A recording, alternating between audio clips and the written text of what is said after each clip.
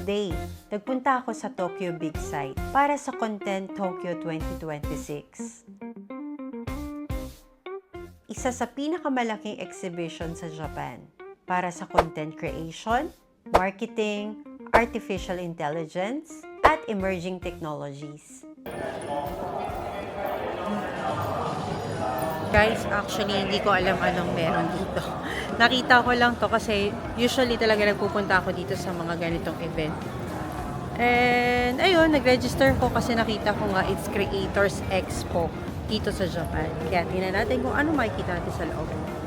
Ginanap ito from June 17 hanggang June 19. At taon-taon, dinadaluhan nito ng libo-libong professionals, creators, entrepreneurs, at technology companies mula sa iba't ibang bahagi ng Japan at pati na rin ng ibang bansa.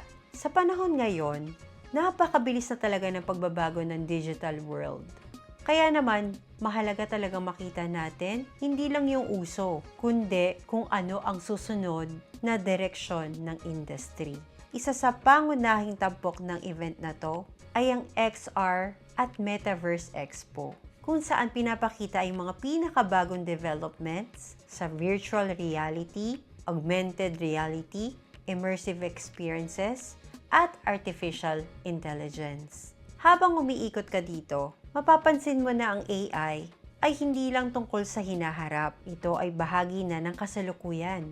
Mula sa content creation, video production, marketing, customer service, hanggang sa online businesses. Unti-unti nitong binabago ang paraan ng pagtatrabaho at pakikipag-ugnayan sa mga tao. Bilang isang content creator, isa sa mga dahilan kung bakit mahalagang umattend sa mga ganitong event upang manatiling updated sa mga bagong technology at opportunity.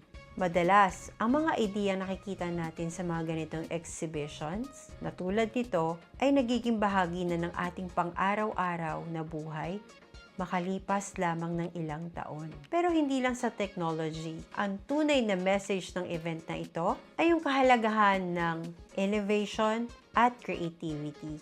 Habang nagiging mas advanced ang mga tools na ginagamit natin, mas nagiging mahalaga rin ang human touch, authenticity, at kakayahang makabuo ng makabuluhang koneksyon sa mga audience. This is Ayumi J, sharing insights and stories. Let's explore more about Japan together. Allow me to reintroduce myself. My name is